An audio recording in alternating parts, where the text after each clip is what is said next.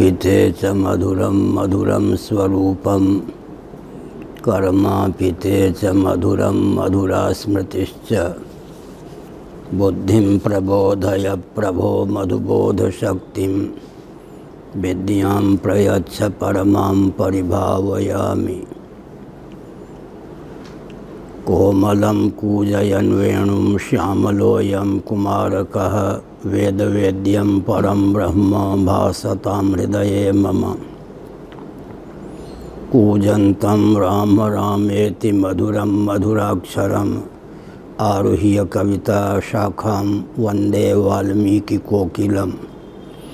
निगमकल्पतरोर्गलितं फलं शुकमुखादमृतद्रवसंयुतं पिबत भागवतं रसमालयं मुहुरहो रसिका भुवि भावुकाः। तृणादपि सुनीचेन तरोरपि सहिष्णुना अमानिना मानदेन कीर्तनीयः सदा हरिः। नारायणाखिलगुरो भगवन्नमस्ते शिवाय नमः। शिवलिंगाय नमः। तन्मे मनः शिवसंकल्पमस्तु सर्वे भवन्तु सुखिनः। नारायण।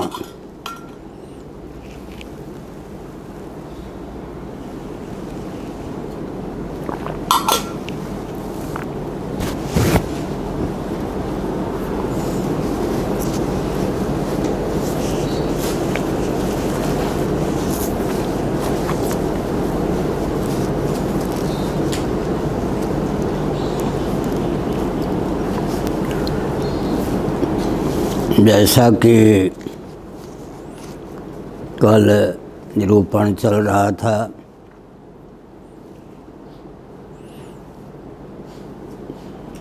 जो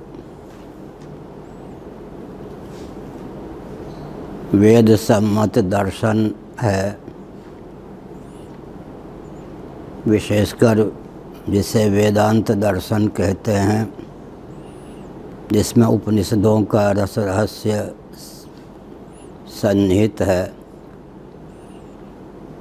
उसके अनुरूप ही सृष्टि की संरचना होती है और इतिहास की स्फूर्ति भी होती है। वेदादि शास्त्र सम्मत दर्शन से अनभिज्ञ जो व्यक्ति हैं, वे न तो सृष्टि के रहस्य को समझ पाते, न वेद और पुराण तथा इतिहास में सन्निहित ऐतिह्य तथ्य को ही ठीक से समझ पाते हैं। ऐसी स्थिति में सृष्टि और इतिहास के रस रहस्य को समझने के लिए भी वैदिक वाङ्मय में सन्निहित दर्शन का बोध अत्यंत आवश्यक है। कोई भी वस्तु किसी क्षण में और कहीं न कहीं किसी देश या स्थान में उत्पन्न होती है। भूमि में सन्निहित बीज समय पर अंकुर के रूप में स्फुरित होता है।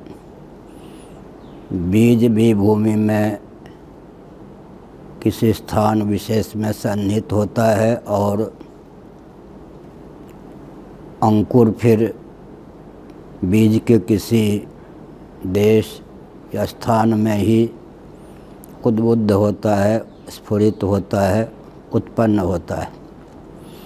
वस्तु या व्यक्ति की उत्पत्ति को स्वीकार करते ही देश और काल की भावना स्वतः उद्दीप्त होती है।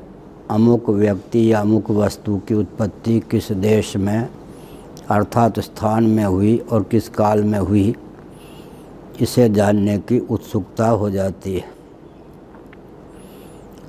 हमारी भावना मुख्य रूप से यही होती है कि वस्तु और व्यक्ति की उत्पत्ति होती है। बात भी ठीक है, लेकिन यहाँ जो छठे स्कंद के 18वें अध्याय का प्रकरण चल रहा है, इसके अनुशीलन से और श्रीमद् भागवत के द्वितीय स्कंध में, तृतीय स्कंध में जो इतिहास सन्निहित है, उसके अनुशीलन से यह तथ्य भी प्रकट होता है कि काल और देश का अवयव, दिक् प्रभेद आदि का भी जन्म होता है, ये भी उत्पन्न होते हैं। किसी की सत्ता है, किसी का अस्तित्व है, तो वह सगुण साकार व्यक्ति के रूप में उद्बुद्ध होने में, स्फुरित होने में समर्थ अवश्य है। यह एक विचित्र आगम सिद्धांत है। उपनिषदों में इस तथ्य का बीज रूप से, समास रूप से वर्णन है। महाभारत, वाल्मीकि रामायण और श्रीमद् भागवत आदि पुराणों के अनुशीलन से यह तथ्य अत्यंत स्पष्ट रूप से सामने आता है। मैं किसी व्यक्ति या तंत्र की निंदा कभी नहीं करता। समीक्षा की आवश्यकता उपदेश शिक्षा की दृष्टि से आवश्यक है। विदेशी षड्यंत्रकारियों ने इस तथ्य को अच्छी प्रकार समझा और उन्होंने हम सनातन सिद्धांत के अनुरूप व्यक्ति और समाज की संरचना करने में समर्थ न हों, इस भावना से भावित होकर पुराणों के प्रति अनास्था उत्पन्न कर दी। वेदों में सबकी गति साक्षात होती नहीं। इतिहास और पुराण का आलंबन लेकर ही वेदों का रहस्य समझ में आ सकता है। इसलिए भगवान वेदव्यास ने वेदों के रस रहस्य को इतिहास और आख्यायिका के माध्यम से, सृष्टि की उत्पत्ति, स्थिति, समृद्धि के माध्यम से स्पष्ट किया। जब से वैदिक इतिहास के प्रति, वाल्मीकि रामायण के प्रति, महाभारत के प्रति, श्रीमद् भागवत आदि पुराणों के प्रति अनास्था उत्पन्न कर दी गई, तब से सनातन धर्मियों का अपकर्ष होने लगा। हमारे उत्कर्ष में जो हेतु थे, उन्हीं के प्रति हमारे हृदय में अपार अनास्था उत्पन्न कर दी गई। तो हम वेदों के रहस्य को समझ नहीं पाए। बहुत अच्छा है, वेद उससे डरते हैं जो इतिहास और पुराण से सुदूर भागते हैं कि मेरी हत्या किए बिना नहीं रहेगा। इसका मतलब वेदों का रस रहस्य ही अभिव्यक्त हो, इस भावना से भावित होकर भगवान वेदव्यास जी ने महाभारत जैसे दिव्य इतिहास की संरचना की। ब्रह्मर्षि वाल्मीकि जी ने रामायण की रचना की। कृष्ण द्वैपायन भगवान वेदव्यास, वादरायणाचार्य महाभाग ने पुराणों की रचना की। तो पुराणों के माध्यम से, वाल्मीकि रामायण के माध्यम से, महाभारत के माध्यम से हमको सृष्टि का रहस्य समझने में सुगमता प्राप्त है। हमने संकेत किया कि काल के जो अवयव हैं, वे भी संतान के रूप में, लाला लाली के रूप में, पुत्र और पुत्री के रूप में अभिव्यक्त होते हैं। लेकिन कालावयव को जन्म देने वाले पिता, जन्म देने वाली माता का स्वरूप कितना दिव्य होगा, इसकी तो हम कल्पना ही कर सकते हैं। इसी प्रकार तो देश, स्थान कहते हैं, दिक् प्रभेद कहते हैं, इनका भी जन्म होता है। महाभारत आदि में विस्तार पूर्वक इस तथ्य को उद्भासित किया गया है। तो देश और काल भी वस्तु और व्यक्ति के रूप में स्फुरित हैं। इस रहस्य को समझने के लिए विवक्षावशात देश, काल और वस्तु का विभेद प्राप्त है। मूलतः ये एक ही हैं, इसे समझने की आवश्यकता है।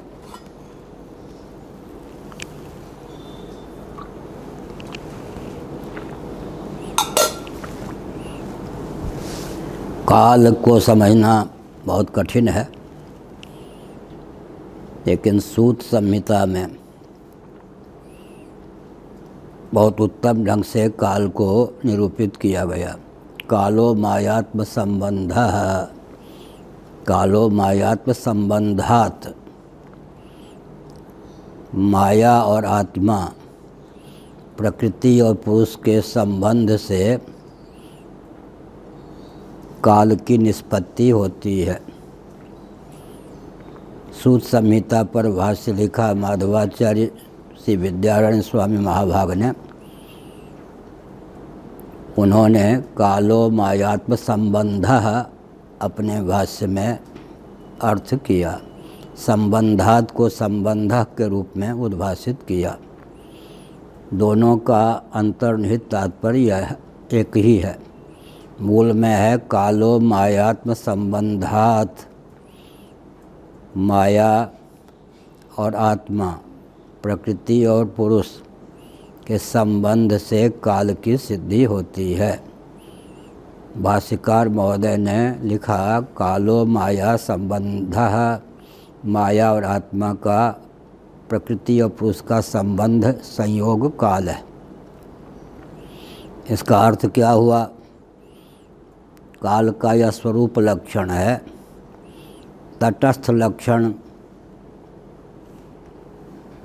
तटस्थ लक्षण जो है वह भोज आदि के शब्दों में व्यक्त है। कालः कलयतामहम्, कलनात्मिका शक्ति से अवच्छिन्न जो चित धातु है उसी का नाम काल है।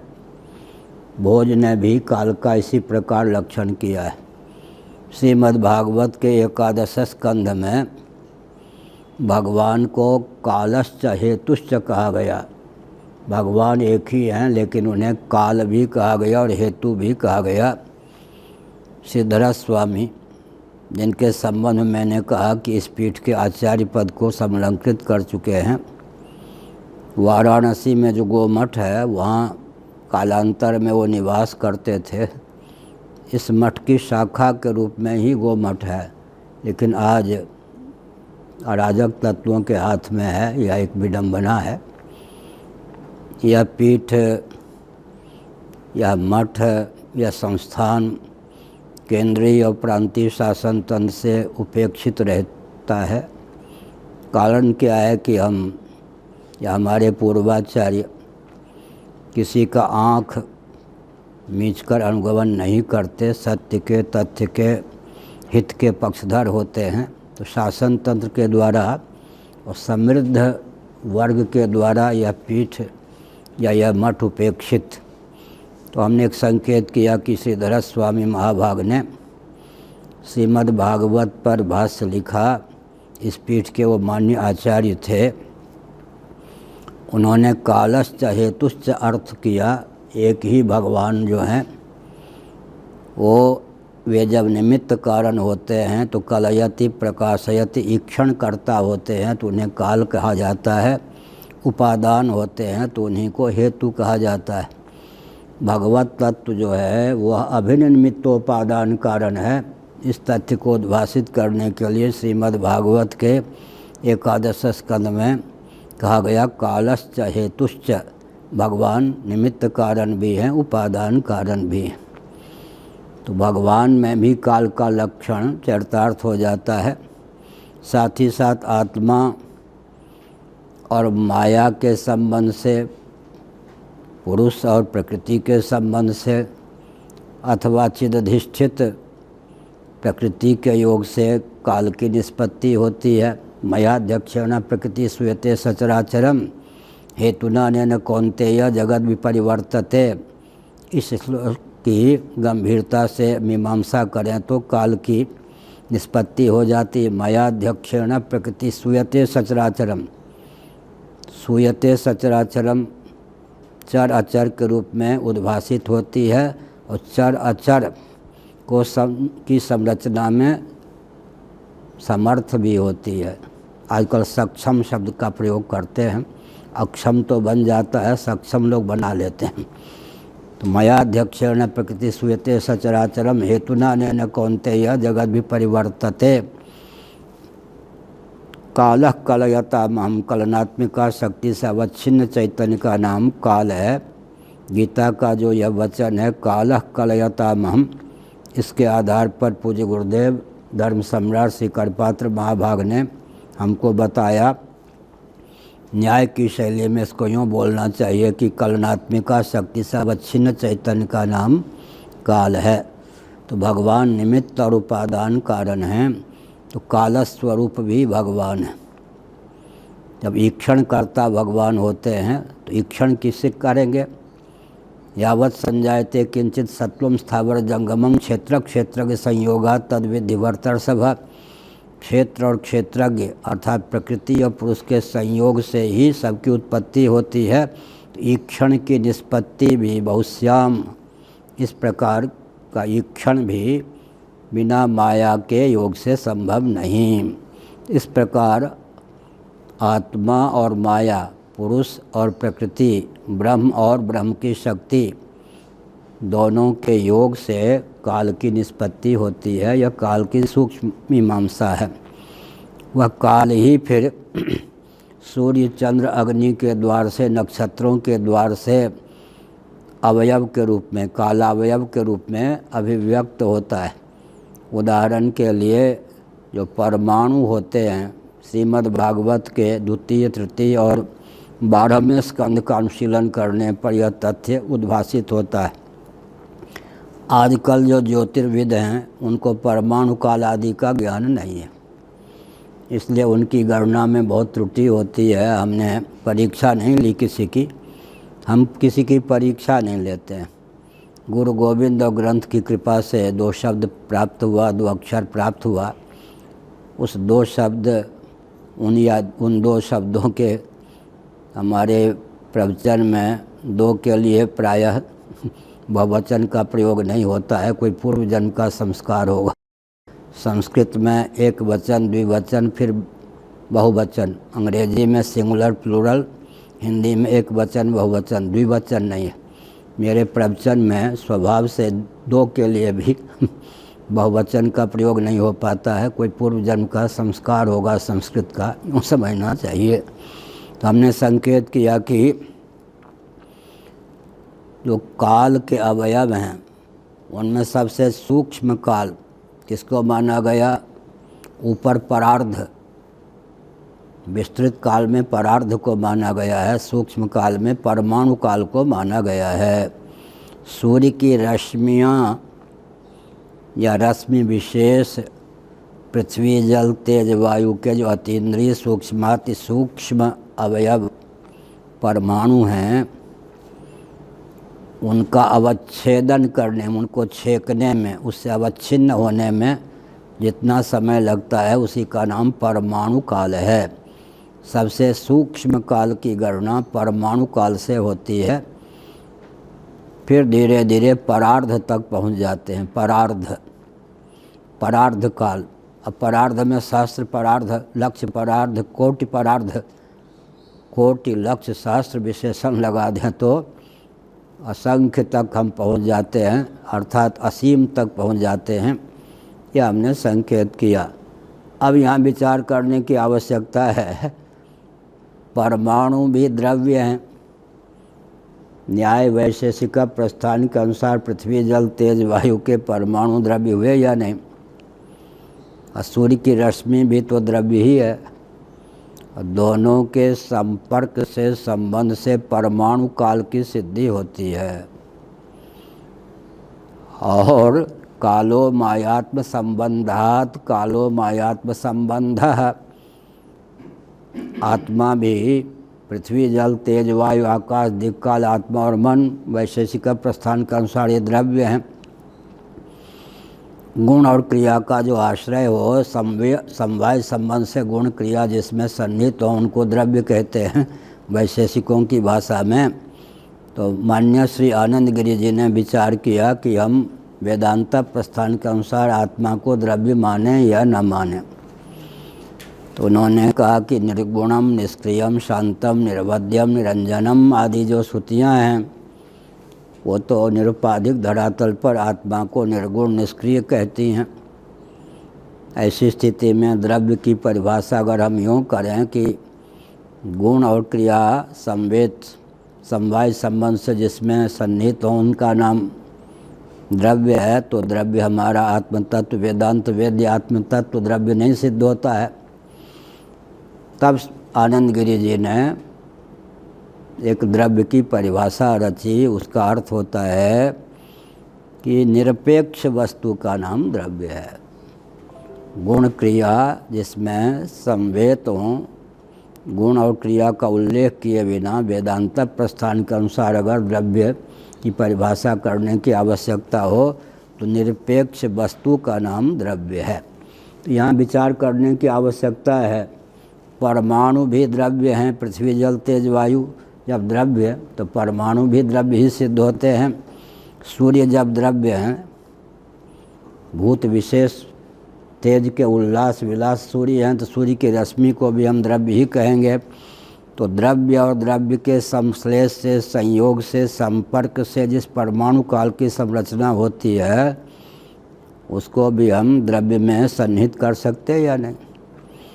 तो सबसे सूक्ष्म काल जो है परमाणु और सूर्य रश्मि के संबंध से या संयोग से सबसे सूक्ष्म कालावयव की सिद्धि होती है। कहाँ से ऊपर उठेंगे? ऊपर उठेंगे क्या? कालो मायात्म संबंधात या कालो मायात्म संबंधा, और सबसे नीचे पहुँचेंगे तो माया और आत्मा, परमाणु और सूर्य की रश्मि। माया के स्थान पर, आत्मा के स्थान पर किसको लेंगे? पृथ्वी जल तेज वायु के अतीन्द्रिय सूक्ष्माति सूक्ष्म विभाग जिनका अतिरिक्त संभव ना हो, वो परमाणु और सूर्य की रश्मि दोनों ही द्रव्य है। दोनों के संयोग से काल की निष्पत्ति होती है। बन सबसे सूक्ष्म काल परमाणु काल है, लेकिन यहाँ रश्मि काल न कह के परमाणु काल कहा। नामकरण जो किया गया वो रश्मि की प्रधानता से या परमाणु की प्रधानता से। अब जो श्रोता हैं देश विदेश में यांत्रिक विधा से सुन रहे होंगे, वो सोचते होंगे भागवत की कथा है या कुछ और है। एक बार कई दिनों तक किसी ने भागवत की कथा मुझसे सुनी, बहुत से श्रोता थे, उनमें कोई वो भी होगा। उसने कहा आपने जो कथा कही उसका नाम भागवत है, जो कथावाचक कहते हैं उसका नाम भागवत है। फिर हमने कहा टिप्पणी कर दो, उसमें क्या बात है? टिप्पणी मैं करता हूँ, आप जो कहते हो भागवत है ही नहीं। सप्ताह कथा कहने वाले जो महानुभाव हैं आजकल, ताम झाम नाच गान, बहुत से कथावाचक सुन रहे होंगे गुप्त या प्रकट, वो जो भागवत कहते हैं वो तो समझ में आता। आप जो भागवत कहते हैं तो विचित्र ही है, ये तो भागवत है ही नहीं। अब विचित्र बात है, जो भागवत है उसी को कह दिया भागवत नहीं है। तो मैं कथा भाग जब आता है तो उसकी उपेक्षा करता हूँ क्या? आगे जो कथा भाग आवेगा उसकी भी उपेक्षा नहीं करता मैं। तो कहीं श्रृंगार रस आ जाए उसको गुप्त और सुप्त रीति से बिल्कुल क्या समाज शैली में बोल देता हूँ, वहीं संकोच करता हूँ। नहीं तो वीर रस हो, जो भी हो, कथा भाग भी मैं छोड़ता नहीं। तो मैंने एक संकेत किया कि एक चीज़ समझने योग्य है। मूल महाभारत 24,000 श्लोकों में, भागवत के कई महाभारत जो मूल है वो 24,000 श्लोकों में है। महाभारत के कई संस्करण का वर्णन मूल महाभारत में है। हमारे गुरु भाई हैं गीता प्रेस के संपादक राधे श्याम खेमका जी को जब मैंने कहा तो चौंक गए। मैंने कहा मेरी कल्पना नहीं, मूल महाभारत में ही लिखा। मैंने प्रयास भी किया था एक बार कि मूल महाभारत वर्तमान महाभारत से निकालूं। 153 या 54 श्लोक निकाल भी लिया था, लेकिन बहुत परिश्रम की आवश्यकता थी और एक एक क्षण मेरे लिए दुर्लभ है। नाच गान में नहीं जाता है, अध्ययन अध्यापन में ही जाता है, अनुशीलन में। तो मैंने ये संकेत किया कि 24,000 जो महाभारत के मूल रूप हैं उसमें वेदव्यास जी ने इतिहास आख्यायिका का योग नहीं किया, सिद्धांत भाग हुआ है। उस सिद्धांत भाग को समझ पाना अत्यंत कठिन है। अधिवक्ता न्यायाधीश समझ जाएंगे, नज़ीर, दृष्टांत और संविधान, अमुक कोर्ट ने अमुक सन में अमुक तिथि में अमुक तारीख में यह निर्णय दिया। नज़ीर दृष्टांत, केवल संविधान को समझना कठिन होता है, नज़ीर के माध्यम से, निर्णय के माध्यम से, दृष्टांत के माध्यम से उसको क्रियान्वित किया जाता है। मूल महाभारत 24,000 श्लोकों में है, उनको विस्तृत करके 1,00,000 शतसाहस्री संहिता महाभारत का नाम है, शतसाहस्री संहिता। तो मैंने अनुक्रमणिका पर्व जो महाभारत के आदि पर्व में है उसके वचनों के आधार पर श्लोक की संख्या का आकलन किया तो 96,000 से कुछ अधिक श्लोक महाभारत में हैं। तो प्राचीन प्रथा है कि सन्निकट, किसी को 3.5 नंबर मिला तब उसको 3 भी कह सकते, पर आधा छूट जाएगा तो 4 कह देते हैं। सामान्य रूप से 3.5 नंबर मिला तो 4 मान लिया जाता है, 33.5 नंबर मिला तो 34 नंबर मान लिया जाता है। आजकल भी करीब जिसको कहते हैं, सन्निकट जिसको कहते हैं, इस पर हम एक संकेत करते हैं। एक सप्ताह में कितने दिन हुए? 7 दिन। एक महीने में कितने सप्ताह? तो 7 को 4 से गुणा कीजिए तो 28 दिन का एक महीना होना चाहिए। अगर तिथि में ह्रास ना हो, वृद्धि ना हो तो 7 जाएगा या 7.5 हो गया ना। लेकिन 4 सप्ताह में 28 दिन होते हैं, लेकिन महीना जो 30 दिनों का होता है। सन्निकट, 3.5 को विवक्षावसात 3 अंक भी कह सकते, विवक्षावसात 4 अंक भी कह सकते हैं। 1,00,000 के लगभग श्लोक महाभारत में हैं। उससे आगे 60 लाख श्लोकों तक का महाभारत है। वो मर्त्य लोक में सुलभ नहीं है। भगवान वेदव्यास की जय हो, उनकी मेधा शक्ति कितनी उद्दीप्त, साक्षात श्रीमन नारायण के ज्ञानावतार हैं। देवल असित भगवत गीता में भी है, देवल असित नारद, इन सब का नाम अर्जुन ने लिया है। स्वयं चैव ब्रवीषि में मैं पहले इन सब से सुन चुका हूँ आपके महात्म्य को। तो विविध लोकों में, गंधर्वादी लोकों में उस महाभारत की कथा कहीं देवल कहते हैं, करते हैं, कहीं असित महर्षि कहते हैं, कहीं नारद जी करते हैं। बड़ी विकट बात। देवल, असित, नारद जी ये सब व्यास जी के पूर्व हैं। तो व्यक्तित्व का व्यामोह जो आजकल है भारत को खा रहा है या नहीं। मैं शंकराचार्य के पद पर प्रतिष्ठित हूँ, लेकिन बहुत से मेरे शिष्य जो अपने को विद्वान आदि मानते हैं वो भी बहुत संकोच पूर्वक व्यवहार करते हैं कि कहीं वो मुझसे अवर न सिद्ध हो जाएं। व्यक्तित्व का व्यामोह देखिए।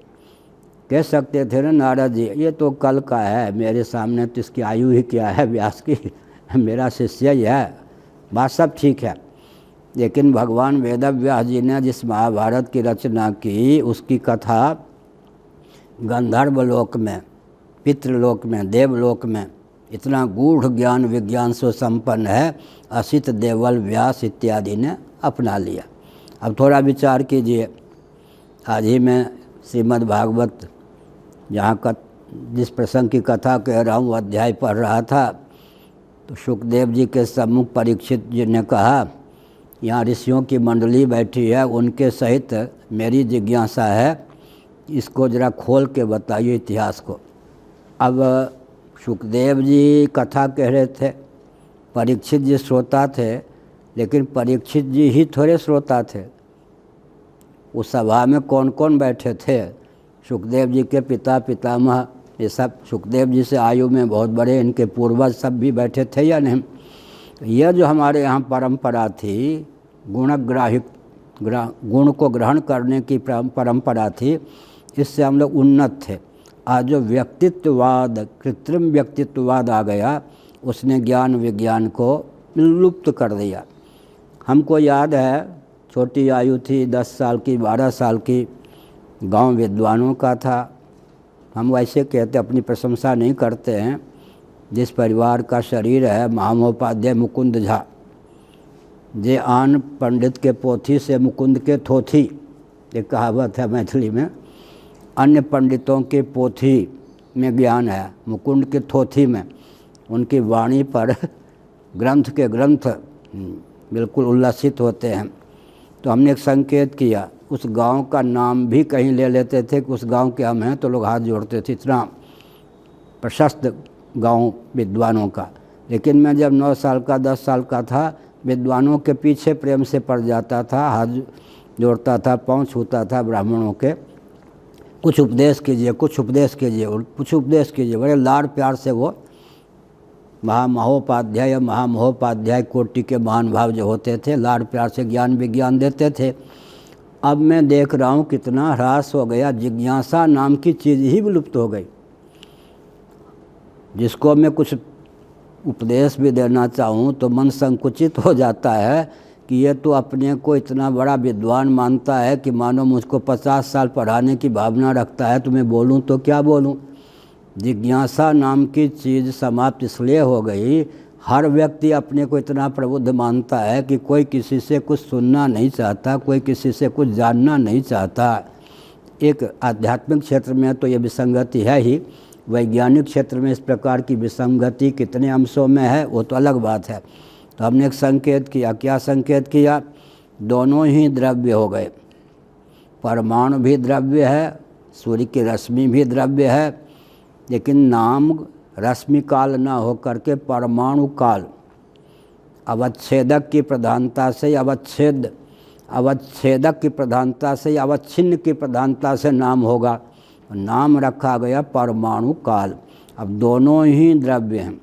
ऊपर मैंने कहा पुरुष और माया माने प्रकृति का संयोग, उससे काल की निष्पत्ति होती है, या संयोग ही काल है ये भी कह सकते हैं, क्योंकि संयोग जो दुष्ट होता है, 2 उंगलियों का संयोग हो गया, तो संयोग का अंतर्भाव, जैसे भेद आया है ना वो पाठ में, जैसे भेद आया है तो भेद को कहाँ रखेंगे, संयोग को कहाँ रखेंगे। 2 उंगलियों का यूँ संयोग हो गया, संयोग 2 उंगलियों का हुआ ना, ऐसे ही परमाणु और सूर्य की रश्मि दोनों का संयोग हो गया। परमाणु हो गए अवच्छेदक, अवच्छिन्न परमाणु हो गए अवच्छिन्न, रश्मियाँ हो गई अवच्छेदक। नाम किसकी प्रधानता से चले, रश्मि काल भी कह सकते हैं, लेकिन परमाणु काल कहते हैं। अवच्छिन्न की प्रधानता से नामकरण हो गया काल का। तो हमने एक संकेत किया, इसलिए अब काल को क्या कहेंगे, पृथ्वी जल तेज वायु आकाश दीप काल आत्मा और मन, वैशेषिकों ने भी द्रव्य माना या नहीं। तो यहाँ भी काल जो है वो द्रव्य कोटि का पदार्थ हो गया। लेकिन एक विचार करने की आवश्यकता है कि कालावयव का व्यक्ति के रूप में जन्म होता है, यहाँ इतिहास आवेगा। ऐसे माता पिता जो काल के अवयव को पुत्र के रूप में, पुत्री के रूप में जन्म देने में समर्थ हैं, अर्थात व्यक्ति के रूप में काल अवतीर्ण हो सकता है, व्यक्ति के रूप में काल अवतीर्ण हो सकता है। इसका अर्थ क्या हुआ, इसका अर्थ यही हुआ कि काल का भी आधिदैविक स्वरूप है, जो आधिदैविक रूप है वो चेतन ही है। वस्तु का भी, काल का भी, देश का भी आधिदैविक स्वरूप चेतन ही है। चेतन में जिसकी आस्था नहीं है वो भारत के इतिहास को, वैदिकों के इतिहास को, पौराणिकों के द्वारा विरचित इतिहास को समझ नहीं सकता, सृष्टि का रहस्य वो समझ ही नहीं सकता है।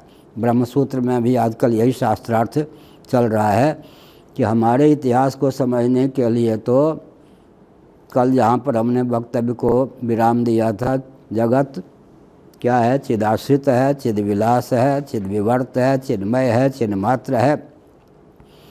चित स्वरूप परमात्मा तत्व ही अपनी अचिंत्य शक्ति, अनिर्वचनीय शक्ति माया के योग से संपूर्ण स्थावर जंगम प्रपंच के रूप में पृथ्वी, पानी, प्रकाश, पवन रूप में व्यक्त है। इस दृष्टि से विचार करें तो काल, देश और वस्तु विवक्षावशात एक सिद्ध हो जाते हैं। वस्तु का स्वरूप भी, काल का स्वरूप भी, देश का स्वरूप भी एक ही है। विवक्षावशात तीनों में भेद कर लिया जाता। वैशेषिक दर्शनकार को मैं नमस्कार करता हूँ, उन्होंने दिक् को भी द्रव्य माना, काल को भी द्रव्य माना। पृथ्वी, जल, तेज, वायु, आकाश, दिक्, काल, आत्मा और मन, इसमें दिक् और काल को भी द्रव्य माना तो मुझे बहुत आह्लाद है। कितनी सूझबूझ का उन्होंने परिचय दिया कि दिक् और काल को भी द्रव्य कोटि का पदार्थ ही स्वीकार किया। अब मैं संकेत करता हूँ। पार्थिव प्रपंच, पृथ्वी के जो तारतम्य संघात, वृक्ष, फल, पुष्प इत्यादि हैं, घटादि हैं, इनका देश कौन सिद्ध होगा? कहीं न कहीं टिकेंगे या नहीं? इनका देश कौन सिद्ध होगा? पृथ्वी को देश मानेंगे या नहीं? क्या जो भी पार्थिव प्रपंच है उसका उद्भव स्थान, स्थिति स्थान, लय स्थान पृथ्वी है। पृथ्वी उनके लिए देश है या नहीं? महाभारत में पृथ्वी को देश कहा गया। पृथ्वी अपने आप में वस्तु विशेष भी है और महाभारत ने पृथ्वी को देश कहा गया, उपलक्षण है। पृथ्वी देश है। देश क्यों है? जैसे यह लोटा है, ताम्र पात्र है, इसको मैंने यहाँ रखा तो यह स्थान देश है या नहीं? छेका, इसने छेका तो स्थान विशेष को छेका ना, जिस स्थान विशेष पर यह लोटा स्थित है उसका नाम देश हो गया। तो इसमें से दोनों ही वस्तु हैं या नहीं? टेबल पर यह जो वस्त्र रखा है ये भी देश है और ये वस्तु है। तो वस्तु का जो देश है वो वस्तु रूप है या नहीं? तो पार्थिव प्रपंच का उदय स्थान, निलय स्थान, विलय स्थान पृथ्वी है, तो पृथ्वी का नाम देश है। किसने कहा? महाभारत में कहा गया है पृथ्वी देश है। अब पृथ्वी भी कहीं है, इसी को आवरण भी कहते हैं। सप्तावरण, अष्ट आवरण। जब हमने अर्थशास्त्र प्रसंग गोष्ठी का आयोजन किया, बहुत अच्छे महानुभाव, विश्वविख्यात अर्थशास्त्रियों ने अपना भाव व्यक्त किया, तो एक महानुभाव बार बार आवरण शब्द का प्रयोग कर रहे थे। तो मैं बहुत प्रमित होकर कह रहा हूँ, आजकल आवरण, पर्यावरण शब्द का बहुत प्रयोग चलता है। तो वे महानुभाव आवरण, तो वायु को पर्यावरण, वातावरण, वात, अब जलवायु कहते हैं ना, जलवायु दो में जल और वायु। जलवायु कैसा बोलते हैं नहीं, जल और वायु। तो वायु को वो आवरण मान रहे थे, पर्यावरण। और जल वस्तुतः क्या है? रामचरितमानस, श्रीमद् भागवत आदि का अनुशीलन करें तो पर्यावरण का अर्थ क्या होता है, आवरण का अर्थ क्या होता है? एक दिन मैंने वक्तव्य में बताया था, समान क्षेत्रफल वाले से समान क्षेत्रफल को ढका जा सकता है, या अधिक क्षेत्रफल वाले से उससे न्यून क्षेत्रफल वाले को ढका जा सकता है। आवरण माने आच्छादन, आच्छादक जो है वो आवरक है, आवारक है। इसीलिए पार्थिव वस्तु के लिए पृथ्वी आवरण है। पृथ्वी कहाँ स्थित होगी? पृथ्वी भी तो किसी के आश्रित है ना, उसका नाम जल है। पृथ्वी की दृष्टि से जल आवरण है। आवरण माने यहाँ देश हो गया। पार्थिव प्रपंच के लिए देश कौन है? पृथ्वी, वो आवरण है पृथ्वी। और पृथ्वी के लिए आवरण कौन है, देश कौन है? जल के लिए आवरण कौन है, देश कौन है? तेज के लिए आवरण कौन है, देश कौन है? वायु के लिए आवरण कौन है, देश कौन है? आकाश। अब अगर बीच के दो तत्व छोड़ दें, जानबूझ के मैं छोड़ रहा हूँ, निर्विशेषता की सन्निकट स्थिति जिसकी है, जो सन्निकट निर्विशेष है, उसी को आवरण कहते हैं, उसी को उपादान कहते हैं। तो आकाश कहाँ रहेगा? आकाश को भी रहने के लिए स्थान चाहिए, उसी का नाम है अव्यक्त प्रकृति। अब प्रकृति एकांश से न स्थित हो जगत। अतिष्ठत दशांगुलम, 10 गुण अधिक।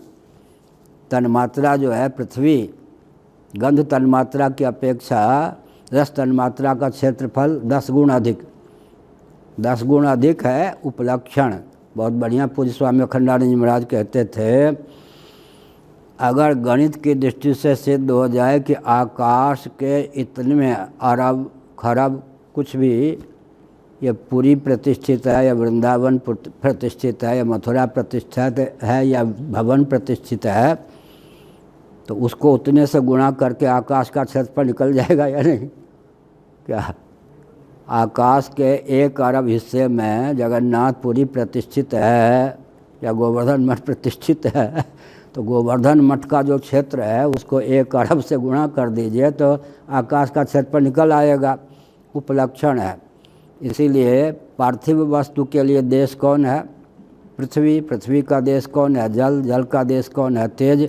तेज का देश कौन है? वायु। वायु का देश कौन है? आकाश। आकाश का देश कौन है? अव्यक्त। अव्यक्त का देश कौन है? आत्मा। यह हो गया। देश का अर्थ क्या हुआ? उपादान कारण। उपादान कारण जो है वो भी एक प्रकार से द्रव्य है, तत्व है, गुण कर्म नहीं है। अब काल कौन होगा? मैंने कहा कि परमाणु भी वस्तु विशेष, सूर्य की रश्मि या चंद्रमा की रश्मि मान लो, वो भी वस्तु विशेष। चंद्रकाल, चंद्रमास, सौरमास, चंद्रमा की रश्मि छेके या सूर्य की रश्मि छेके तो वो भी द्रव्य है। द्रव्य और द्रव्य के योग से परमाणु काल है। परमाणु संयोग काल नाम नहीं दिया गया, संयोग काल नाम नहीं दिया गया, रश्मि काल नाम नहीं दिया गया, परमाणु काल नाम दिया गया। त्रसरेणु सब वस्तु परक नाम है। वस्तु तो दोनों है रश्मि, अवच्छेदक की अपेक्षा अवच्छिन्न जो है उसकी प्रधानता से काल को परमाणु काल नाम पड़ा, काल का नाम पड़ा। अब हम विचार करें तो काल कौन हो गया? कालश्च हेतुश्च हमने कहा था ना, काल परमात्मा का नाम हो गया या नहीं?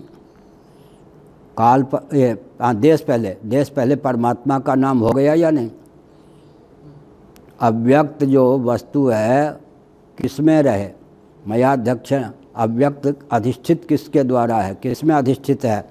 आत्मा। तो आत्मा का नाम देश हो गया या नहीं अंत में? अब काल की बात लें, पार्थिव प्रपंच का लय कौन होगा? देखिए विचित्र बात है, बुरा न मानो होली है। जो जिसको जन्म देता है वही उसको मारता है, यही दर्शन सिद्धांत। तो जन्म देने वाले से सावधान रहना चाहिए। यहाँ माता पिता की ओर नहीं है लक्ष्य। क्या यतो वा इमानि भूतानि का अर्थ क्या होगा? यतः प्रवृत्तिर्भूतानाम क्या होगा? जो उदय स्थान, निलय स्थान, विलय स्थान हो, सन्निकट निर्विशेष होता हुआ उदय स्थान, निलय स्थान, विलय स्थान हो, उसी का नाम उपादान है। तो जो जन्म देता है, जिससे जन्म होता है, वही उस वस्तु के लिए मृत्यु भी है। तो पार्थिव प्रपंच का लय स्थान कौन है? पृथ्वी। एक विचित्र बात है, मृत्यु का अर्थ क्या है? मूल भावापत्ति। क्या मूल भावापत्ति का नाम ही मृत्यु है या अभाव का नाम मृत्यु है? काल का अर्थ जीवनप्रद है या संहारक है? संहारक होता हुआ जो जीवनप्रद हो उसका नाम काल है। पार्थिव वस्तु जब अपने नाम रूप को छोड़ दे तो उसका नाम क्या हो जाएगा? उसका रूप क्या हो जाएगा? पृथ्वी। उपादान भावापत्ति का नाम ही तो मृत्यु है या नहीं? वो जीवन है या मृत्यु? प्रातीतिक दृष्टि से मृत्यु है, क्योंकि नाम रूप का फलन हो गया। क्या सेब नाम जो था पृथ्वी नाम हो गया, घट जो नाम था मिट्टी नाम हो गया, रूप में भी परिवर्तन हो गया। उपादान भावापत्ति का नाम ही तो मृत्यु है। तो पार्थिव प्रपंच के लिए जहाँ देश पृथ्वी है वहाँ काल भी पृथ्वी हो गई या नहीं? मैं ये सब जानबूझ के इसकी भूमिका विस्तृत रूप से प्रस्तुत कर रहा हूँ। इन सब तत्वों को जाने बिना आजकल के वैज्ञानिकों के सामने हम 2 मिनट नहीं टिक सकते। 2 चीज़ हो गई है। ये 50 साल पहले की बात कहता हूँ। बाबा लोग जो थे थोड़ा कुछ दम्भी ढंग के या पंडित लोग, उनसे कोई पूछने आते तो समझ लेते कि इस प्रश्न का उत्तर मैं नहीं दे रहा है, तो अनधिकारी है भक्त। वो ये नहीं कहते थे कि मैं तुम्हारे प्रश्न का उत्तर देने में अक्षम हूँ, अनधिकारी है। अनधिकारी, अनधिकारी से मैं बात नहीं करता, वो बेचारा अपने को बुद्धू समझ के भग जाता था, उनकी रक्षा हो जाती थी। अनधिकारी कहने से, अब अनधिकारी कहने से क्या होगा? अब क्या है, आधुनिक विज्ञान हमारे दर्शन को लेकर जर्मनी आदि ने क्या किया, बहुत बढ़िया एक वो जो वैज्ञानिकों की संगोष्ठी हुई थी, एक महान भाव ने कहा था 25 वर्ष में जर्मनी ने इतने आविष्कार कर दिए, जिस आविष्कार के लिए 100 वर्ष, साइकिल का जो उदाहरण दिया गया है, साइकिल में ही विकास आजकल जो साइकिल है उसके विकास में कितना समय लगा, एक एक चीज़ के विकसित होने में, यंत्र के विकसित होने में 100 वर्ष लग जाते हैं, और जर्मनी ने 25 वर्षों की सीमा में इतना आविष्कार कर दिया। भारत के व्यक्ति अंधेरे में रहे और भारत के ज्ञान विज्ञान का अपहरण करके उसने अहर्निश प्रयास करके भारत को छका दिया, माने विश्व में अपने वैज्ञानिक स्तर पर ख्याति प्राप्त कर ली। अभी जो आधुनिक विज्ञान जो है उसके सामने ये दर्शन शास्त्र के जो प्राध्यापक आदि हैं विश्वविद्यालय आदि में कितने क्षण टिकेंगे, ये तो भागेंगे। अब आप कह देंगे तुम अनधिकारी हो तो डांट वही अनधिकारी कह देंगे, अयोग्य कह देंगे। पहले जो अनधिकारी कहेंगे, मैंने देखा है अनधिकारी, तुम इस विद्या के अधिकारी नहीं हो, डांट के भगा देते थे। बेचारा बाबा लोग जो पढ़ने आते थे, छोटे बाबा लोग, वो भग जाते थे, भाई अनधिकारी हूँ क्या करूँ। आज आप अनधिकारी कह के नहीं, आपको सिर्फ मुँह छिपाना पड़ेगा कि हम अयोग्य हैं। इसकी एक बहुत बड़ी बात है। तो वैज्ञानिक जगत हम पे छा रहा है, वैज्ञानिक हम पे छा रहे हैं। कारण क्या है कि हमारा ज्ञान विज्ञान उनके पास चला गया और हम अभी भी, बुरा ना माने, 2 बार भी कोई भगवान नाम ले लेता है भागवत कथा के नाम पर या सात्विक नृत्य कर देता है तो मैं कभी खंडन नहीं करता। एक विचित्र बात है, सबको जीविका चाहिए, तो ब्राह्मणों ने, अगर ब्राह्मण कथावाचक हैं, वो नाच के गा के गाली तो नहीं बकेंगे, भगवान का संकीर्तन करेंगे, कुछ कथा कहेंगे, उससे अगर उनकी जीविका चल जाती है, वंश परंपरा की रक्षा हो जाती है भागवत के नाम पे सही, तो मैं किसी की आलोचना नहीं करता। इस प्राप्त परिस्थिति में अगर कोई सात्विक ढंग से नाच के गा के भी जीवन यापन कर लेता है ब्राह्मणोचित ढंग से, तो मेरी दृष्टि में कोई अनुचित नहीं है। लेकिन भागवत का तो अपकर्ष होता ही है, भागवत में इतनी सामग्री है, लोग ये समझते हैं। तो मैंने ये कहा, इसीलिए इन सब तथ्यों को समझने की आवश्यकता है, इतना परिश्रम करना चाहिए ताकि आधुनिक विज्ञान हमसे प्रेरणा ले सके, आधुनिक वैज्ञानिक हमसे प्रेरणा ले करके वैज्ञानिक जगत में भी स्वस्थ चिंतन का समावेश हो सके और वैज्ञानिकों के मस्तिष्क में वेदादि शास्त्रों के प्रति आस्था हो सके। वैज्ञानिकों की संगोष्ठी में 20 वैज्ञानिकों ने अपने भावों को व्यक्त किया, लगभग 20। लेकिन मुझे प्रसन्नता हुई सुरेश जी को, पीसी झा जी को, ऋषिकेश ब्रह्मचारी जी को, भृगु जी को, सबको, और भी जिनका जिनका हाथ रहा हो वैज्ञानिकों के चयन में, रुचि जी या जिनका जिनका हाथ रहा हो, सबको धन्यवाद इसलिए है, एक भी वैज्ञानिक नास्तिक नहीं थे। सबों ने खुले हृदय से बताया वेदादि शास्त्रों में विज्ञान भरा है। तो मुझे एक नई प्रसन्नता प्राप्त हुई इस गोष्ठी से। ज्ञान में वर्धन हुआ ये तो मैं नहीं कह रहा, ज्ञान को प्रसन्नता प्राप्त हुई, लेकिन नई एक बात आई कि राजनेताओं ने क्या किया, गांधी जी से लेकर अब तक के राजनेताओं ने वेदादि शास्त्र मनुस्मृति आदि के प्रति अनास्था उत्पन्न की। लेकिन मुझे प्रसन्नता हुई, किसी वैज्ञानिक के हृदय में वेदादि के प्रति अनास्था नहीं है। डंका की चोट से, अमेरिका में रहने वाले वैज्ञानिक भी बोले तो डंके की चोट से कहा कि ज्ञान विज्ञान के स्रोत वेदादि शास्त्र हैं। इसका मतलब एक प्रबुद्ध वर्ग, वैज्ञानिकों का वर्ग राजनेताओं के कुचक्र से आज भी मुक्त सिद्ध है। क्या देशी वैज्ञानिक हों, विदेशी वैज्ञानिक हों, उनके मस्तिष्क में ये राजनेता कुटिलता का प्रयोग करके विकृति अब तक नहीं डाल पाए, अब आगे डाल भी नहीं पाएंगे, नहीं डाल पाए कि वेदादि शास्त्र गपशप हैं, पुराणों में कुछ नहीं रखा है। उन लोगों ने स्पष्ट कहा सकल ज्ञान विज्ञान के स्रोत जो हैं वैदिक वाङ्मय वेदादि शास्त्र हैं। तो बहुत ऊंची बात है। तो मैंने क्या कहा, देश का वर्णन कर दिया कहाँ तक, सर्व देशों का विराम परमात्मा में। अब काल, पार्थिव प्रपंच के लिए काल कौन है, उसका कौन है, निलय स्थान, विलय स्थान, उदय स्थान, उदय स्थान, निलय स्थान, विलय स्थान। उदय माने उत्पत्ति जिससे हो, निलय माने जिसमें निवास हो, विलय माने जिसमें लय हो।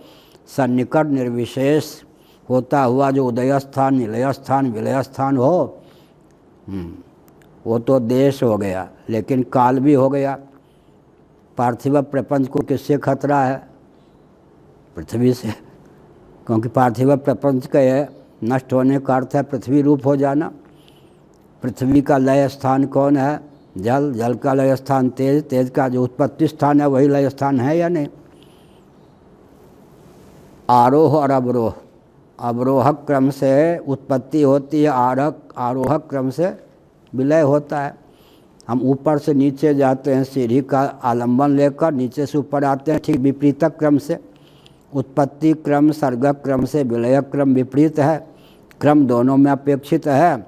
इसलिए पार्थिव प्रपंच के लिए काल कौन हो गया, पृथ्वी तत्व। पृथ्वी के लिए काल कौन है, जल, जल के लिए काल कौन है, तेज, तेज के लिए काल कौन है, वायु, वायु के लिए काल कौन है, आकाश, आकाश के लिए काल कौन है, अव्यक्त, अव्यक्त के लिए काल कौन है, आत्मा, आत्मा महाकाल है। कोई काल उदय स्थान, निलय स्थान, विलय स्थान नहीं है। बहुत अच्छा सुबालोपनिषद को बहुत प्रमाण मानकर हमारे आस्थास्पद माननीय श्री रामानुजाचार्य महाभाग ने गीता भाष्य लिखा। उनकी आस्था सुबालोपनिषद पर बहुत, सुबालोपनिषद का गीता भाष्य में श्री रामानुजाचार्य महाभाग ने बहुत आलंबन लिया है। इसका अर्थ क्या है, इसका अर्थ यह है कि जो किसी, जिसका कोई लय स्थान न हो, उत्पत्ति स्थान न हो, विलय और स्थिति स्थान न हो, और जो क्रम से अपस्वेतर अन्यों का उदय स्थान, निलय स्थान, विलय स्थान हो, वही परम तत्व है। अब वंध्यापुत्र में भी लक्षण नहीं चला गया, लक्षण नहीं गया। अन्यों का उदय स्थान, निलय स्थान, विलय स्थान होता हुआ भी जिसका कोई उदय स्थान, निलय स्थान, विलय स्थान न हो, वही आत्मा है, वही परम तत्व है। सुबालोपनिषद के इस वचन को गीता भाष्य में श्री रामानुजाचार्य महाभाग ने बहुत ही आह्लादपूर्वक समुद्रित किया है। तो सबसे अंत में काल भी कौन हो गया, काल भी अंत में आत्मा ही है। कालश्च हेतुश्च। और वस्तु का जब आकलन करेंगे, पार्थिव प्रपंच जो है आम इत्यादि वस्तु है, पृथ्वी भी वस्तु है, जल भी वस्तु है, तेज भी वस्तु है, वायु भी वस्तु है, आकाश भी वस्तु है, अव्यक्त भी वस्तु है।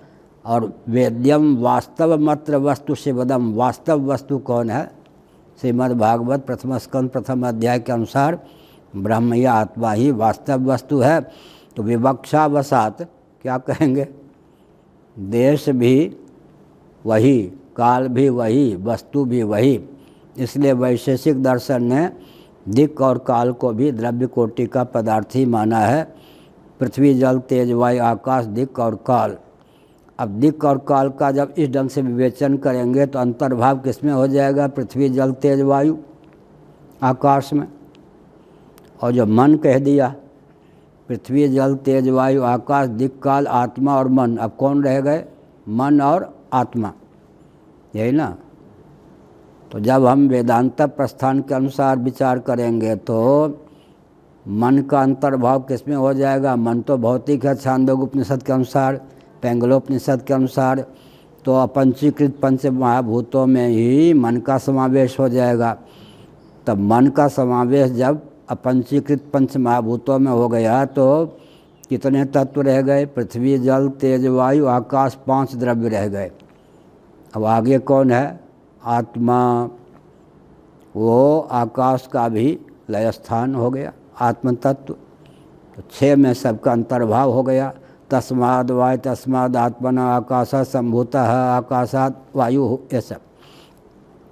अब वो जो आत्मा है जिसको आत्मा कहते, तस्माद वाय तस्माद आत्मना आकाशा संभूता है। तो पंचदशीकार विद्यारण्य स्वामी जी ने कहा कि आध्यासिकी श्रुति है यह जो श्रुति है तैत्तरीय, तस्माद वाय तस्माद आत्मना आकाशा संभूता है, आध्यासिकी श्रुति है।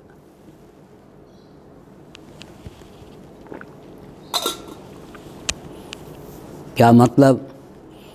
भले ही अग्नि वहनी निष्ठ दाहिका शक्ति के कारण व्यक्ति की उंगली जल जाए, वस्त्र जल जाए, दाहक अग्नि को कहने में कोई आपत्ति है क्या? लेकिन अंतर्निहित है, अगर अग्नि में, अग्नि तत्व में दाहिका शक्ति न होती तो मंत्र मणि महौषधि के द्वारा व्यक्ति दाहिका शक्ति को निरुद्ध कर देते। माया शक्ति के बिना भी ब्रह्म का अस्तित्व है। इसके लिए उदाहरण बहुत बढ़िया दिया पंचदशीकार विद्यारण्य स्वामी जी ने कि मंत्र महौषधि मणि, चंद्रकांत मणि रख दें तो अग्नि की लपट तो होगी और वो क्या जलाने में समर्थ नहीं होगी। किसी की दुश्मनी हो और किसी के यहाँ भंडारा हो, अग्नि फूक लकड़ी जलाते जलाओ जाते लपट लगेगी, लेकिन उसमें दाहिका शक्ति नहीं होगी, पूरी छनेगी नहीं। मंत्र के द्वारा भी अग्नि को बांध देते हैं, बंधे बंधे खादे खादे काले काले चलता रहता है। और एक अलख ब्रह्मचारी थे, शरीर छूट गया दुर्घटना में। दो महान भाव एक साथ समाप्त हो गए, हमारे जगन्नाथानंद जी और अलख जी। अलख जी ही कार चला रहे थे। अलख जी छोटी आयु के थे, तो उन्होंने कहा कि महाराज हम खूब पूज्य गुरुदेव के संपर्क में आने के पहले खूब दम्भपूर्वक पूजे। वो स्वयं बताते थे, हंसाते भी थे। तो जटा वाले थे वो, तो क्या करते थे, ग्वार पाठे घृत कुवारे के गूदे बाल में खूब रगड़ लेते थे और धकते हुए आग मिट्टी के पात में रख के इस पर रखते थे। आध घंटा पौन घंटा लोग कहे हाँ सिद्ध हैं भाई, ये तो जलते ही नहीं है। तो कहा कि ये सब दम मैंने बहुत किया, फिर अंत में दम से हमको वैराग्य हो गया। एक सच्ची घटना है, वो सन्यासी जी का नाम नहीं लूँगा।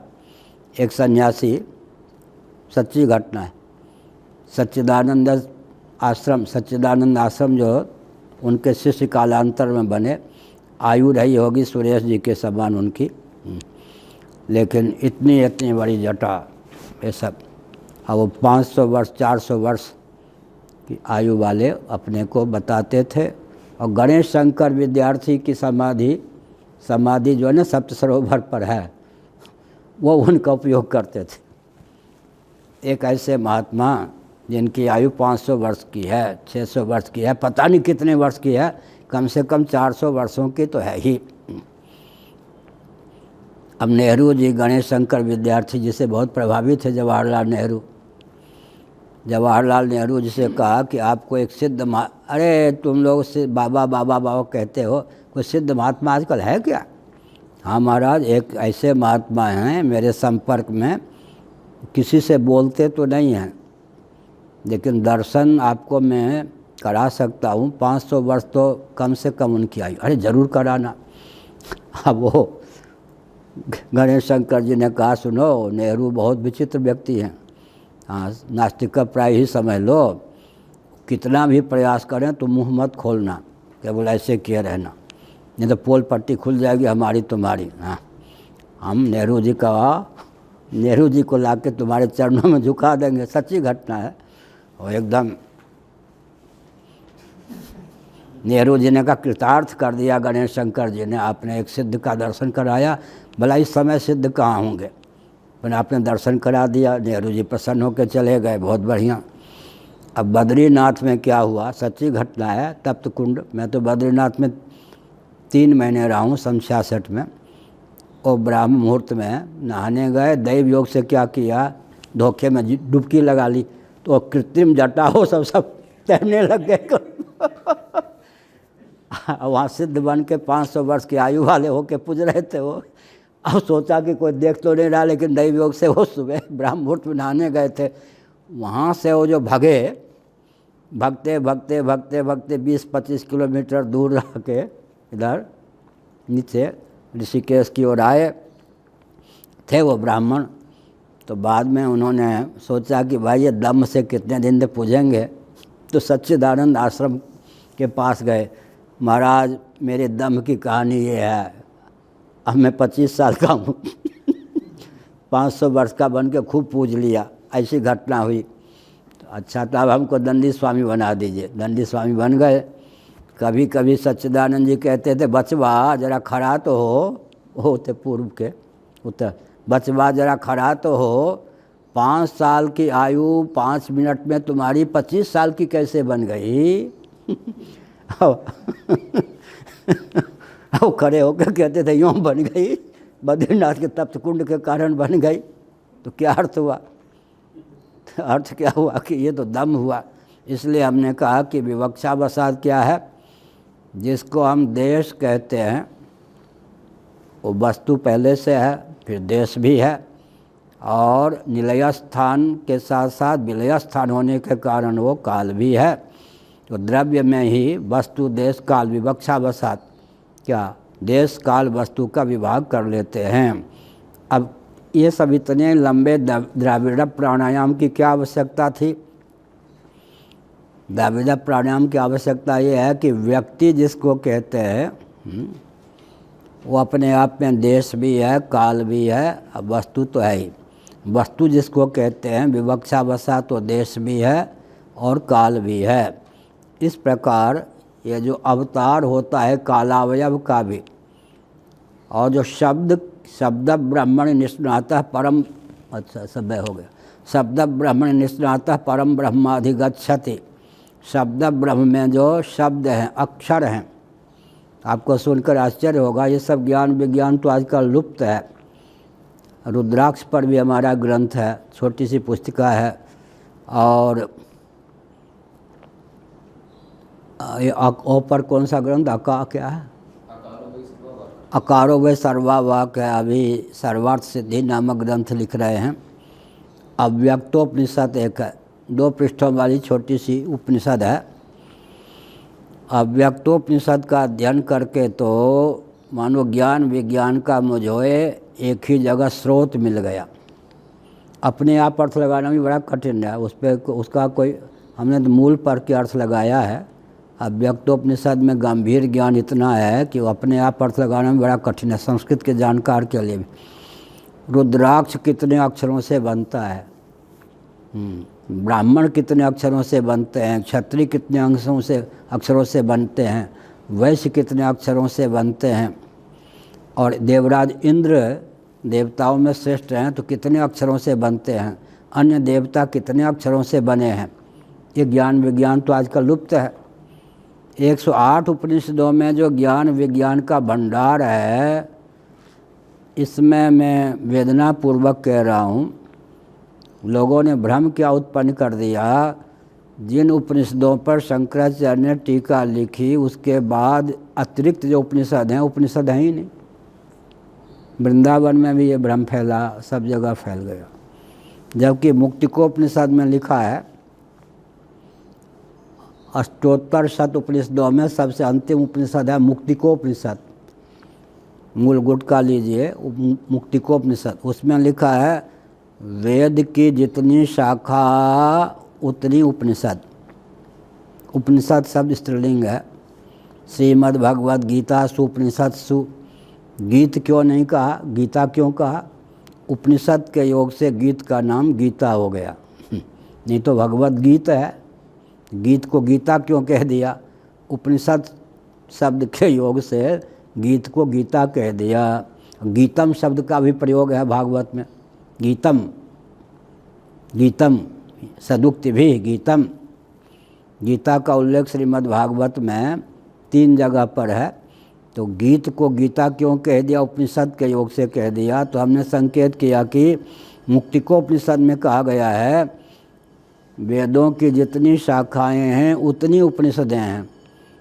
वेदों की शाखाओं का जो वर्णन किया गया तो हमने जोड़ के 1180 शाखाएँ वेद की, 1180 शाखाएँ तो 1180 उपनिषद होनी चाहिए, उतनी तो आजकल है ही नहीं, विलुप्त हो गई। लेकिन ये जो भ्रम फैलाया, यहाँ तक भ्रम फैला दिया कि श्वेता स्वतर उपनिषद पर किन्हीं और शंकराचार्य का भाष्य है, आदि शंकराचार्य का नहीं है, ऐसा भी मान लो, लेकिन श्वेता स्वतर उपनिषद है ही नहीं उपनिषद। अरे उनके भाष्यों में भगवान शंकराचार्य के जो 10 उपनिषद पर भाष्य हैं, मंत्रोपनिषद कहकर श्वेता स्वतर के वचन उद्धृत किए गए। ये जो भ्रम भगवान शंकराचार्य के अनुयायियों ने ये भ्रम फैला दिया, जिन उपनिषदों पर शंकराचार्य का भाष्य है उनके अतिरिक्त उपनिषद है ही नहीं। इसने क्या किया, 108 उपनिषद के भी पढ़ने पढ़ाने का मार्ग अवरुद्ध कर दिया। इससे बहुत हमारी क्षति हुई। तो मैंने कहा कि अव्यक्तोपनिषद में अक्षर का व्याकरण जो आजकल कहे जाते हैं, उनको भी संस्कृत बोलने के लिए व्याकरण सीखते हैं, अंत में तंत्र में, उपनिषद में, तत्वज्ञान में उस व्याकरण का, अक्षर विज्ञान का, शब्द विज्ञान का, वाक्य विज्ञान का कैसे उपयोग हो, ये सब तो ज्ञान नहीं है आजकल। पढ़ाने की क्षमता भी विचित्र हो गई है। तो रुद्राक्ष कितने अक्षरों से, ब्राह्मण कितने अक्षरों से, क्षत्रिय कितने अक्षरों से, वैश्य कितने अक्षरों से, निर्विद्य अमुक होते हैं। बाकी जो है देवराज इंद्र कितने अक्षरों से, अन्य देवताओं की अपेक्षा देवराज इंद्र में क्या विशेषता है, रुद्राक्ष कितने अक्षरों से बनते हैं। रुद्राक्ष के रूप में भी हमको अक्षर ही रुद्राक्ष बने, ये विज्ञान आजकल लुप्त है। ग्रंथ में तो है, लेकिन मंच, बहुत से ऐसे हमारे ज्ञान विज्ञान हैं जो आजकल ग्रंथ और मंच के विषय नहीं रह गए। मूल ग्रंथ में सन्निहित होने पर भी वक्ताओं के द्वारा अन्य ग्रंथों के माध्यम से उनके भावों को व्यक्त नहीं किया गया। हजारों प्रकार के हमारे ज्ञान विज्ञान विलुप्त हो रहे हैं। और जब से विश्वविद्यालय के माध्यम से संस्कृत के पठन पाठन की परंपरा चली, तब से तो हमारे ज्ञान विज्ञान के स्रोत लेक्चर, एक विचित्र बात है। बस एक संस्मरण सुना के वक्तव्य को विराम देता हूँ। वन महाराज डिग्री कॉलेज वहाँ है वृंदावन में, उसके विभागाध्यक्ष और भी शैलेंद्र पांडे जी, उधर दिवाकर द्विवेदी जी, ये सब दर्शन विभाग के बहुत अच्छे विद्वान माने जाते थे। तो मैं जब वृंदावन में रहता था, पढ़ाता था, पढ़ाने का मेरा वहाँ तो 12 महीने में 10 महीने पढ़ाता था।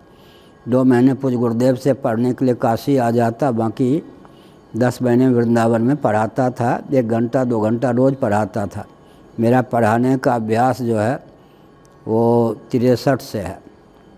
ये सब इन दार्शनिक ग्रंथों को पढ़ाने का अभ्यास 63 से है। नैमिषारण्य में मेरे पढ़ाने की विचित्र स्थिति थी। उस समय शरीर कुछ स्वस्थ था, खड़े होकर 3 घंटा पढ़ाता था। मुझसे वही पढ़ सकता जो 3 घंटा पुस्तक हाथ लेके खड़ा होकर पढ़े। 3 घंटे खड़े रह कर के पढ़ाता था, मुझसे वही पढ़ सकता था तो 3 घंटे खड़े रह कर पढ़े वो भी। लेकिन मैंने संकेत किया कि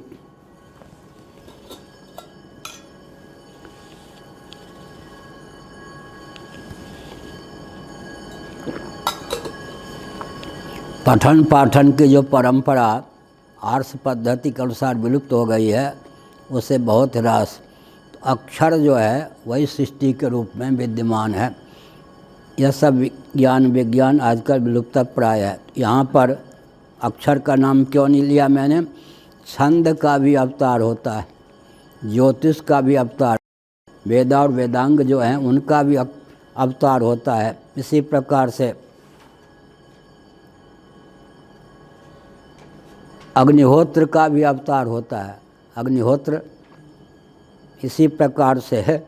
चातुर्मास से याग का, पंच महायज्ञ का भी अवतार होता है। ये अपने स्थान पर जो क्यों जो बने रहते हैं। आधिदैविक दृष्टि से ये सब चेतन है। आधिदैविक दृष्टि से ये सब चेतन है। मैं एक संकेत करके विराम देता हूँ कि वार को अब तो कुछ तो ऐसे हैं धक्का देंगे तो खुलेंगे, आधुनिक ढंग से ऐसा है ना। बन सके तो धक्का दे के नहीं, पाँव से आसन को खिसकाना नहीं चाहिए, पाप लगता है। अगर शरीर में क्षमता है तो हाथ से खिसकाइए, क्योंकि उसके अधिदैव का अपमान हो गया। अच्छा, हमको चाची ये सब ने सिखाया, हम तो ग्रंथ को रोज़े प्रणाम करते हैं। पाठ की पुस्तक को पहले प्रणाम करता हूँ, फिर पाठ करता हूँ। इसका मतलब हमको माताओं ने वो शिक्षा दी कि सब चेतन है। उन्होंने कोई वेद वेदांत का अध्ययन नहीं किया था, उनके द्वारा दी गई शिक्षा से हम इतने लाभान्वित हुए। जब दर्शन शास्त्रों का, पुराणों का अध्ययन किया तो हमने कहा अरे इनका तो 3/4 अंश हमको पहले से मालूम है, माताओं के अनुग्रह से। क्या वो माताएं पुराण आदि की कथा सुनती थीं, इससे अपने बच्चों का लालन पोषण। आज जो पढ़ी लिखी माता होती थी, शुद्धोसी बुद्धोसी निरंजन होसी संसार माया परिवर्जित होसी। मार्कंडेय पुराण में ये वचन नहीं है, अन्यत्र है। तो अपने मदालसा ने अपने बेटों को कैसे प्रबुद्ध किया? गोद में ही, गर्भ में ही मुक्त बना दे, नहीं तो गोद में लाड़ प्यार में लोरी गा करके मुक्त कर दे। माताएं इतनी प्रबुद्ध होती थीं। तो आसन को प्रणाम करो, पुस्तक को प्रणाम करो। हम तो पुस्तक को रोज़ ही प्रणाम करते हैं। इसका मतलब क्या हुआ? चिन्मयी दृष्टि व्यवहार में आ जाती थी। आज वेदांत पढ़ने पर भी जो चिन्मयी दृष्टि नहीं आती है, वो पहले माताएं बचपन में ही बच्चों को चिन्मयी दृष्टि प्रदान कर देती थीं। तो हमने यह कहा कि ये सब अपने मूल रूप में विद्यमान रह कर के भी सब चेतन हैं, अवतार ले लेते हैं। तो अधिक व्याख्या इस पर न करके कल से संयोग सधेगा ही भगवत कृपा से। श्लोकों का अर्थ जिस क्रम से है, फिर आगे वामन भगवान आदि के इतिहास का भी वर्णन होगा। श्रोता लोग धैर्य धारण करें, ये सब पक्की नींव डालने के लिए। जिस भवन की नींव पक्की होती है, भवन भी पक्का होता है। तो हमारे यहाँ देश का भी अवतार होता है, काल का भी अवतार होता है, आकाश इत्यादि जो पंचभूत हैं, ये आधिदैविक दृष्टि से इनका भी अवतार होता है। सब कुछ चिन्मय है, सब कुछ चिन्मय है, क्योंकि चिन्मात्र परमात्मा तत्व ही सबका उपादान है। गोबर से जो अभी आएगा ब्रह्मसूत्र में, गोमय, गोबर से बिच्छू आदि उत्पन्न होते हैं। चार वाक्यों के अनुकूल ये उदाहरण है कि जड़ से चेतन की उत्पत्ति हो गई, लेकिन चेतना संपन्न त्वक से चेतना विहीन ये लोम की उत्पत्ति होती है। चेतना संपन्न नख से नखाग्र की उत्पत्ति हो जाती है। तो चेतन से भी, चेतन प्राय वस्तु से भी जड़ की उत्पत्ति के उदाहरण हैं। और चेतना विहीन जो गोमय है, उससे वृश्चिक इत्यादि स्वेदज प्राणी जो हैं उनकी उत्पत्ति होती है। तो बलावल का आकलन किया जाता है, जड़ को ही चेतन का उपादान माने या चेतन से जड़ चेतन दोनों की उत्पत्ति माने। ये सब ब्रह्मसूत्र के शास्त्रार्थ में आएगा। श्री राम जय राम जय जय राम। धर्म की अधर्म का प्राणियों में विश्व का गौ माता की गोहत्या भारत सर्वभूत हृदय धर्म सम्राट श्री स्वामी करपात्री जी महाराज की, श्री जगन्नाथ महाप्रभु की, श्री बलभद्र महाप्रभु की, भगवती सुभद्रा देवी की। हर हर महादेव।